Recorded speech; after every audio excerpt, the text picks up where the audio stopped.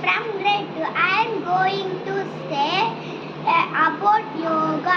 Yoga originated in India. India from Hindu scriptures, practiced worldwide.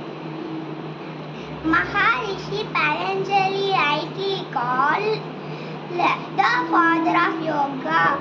Yoga is important to have a healthy lifestyle. Yoga is calms and relaxes. It includes various postures, chants, mantras and meditation. Yoga is a journey of the self to the self, through the self. Thank you.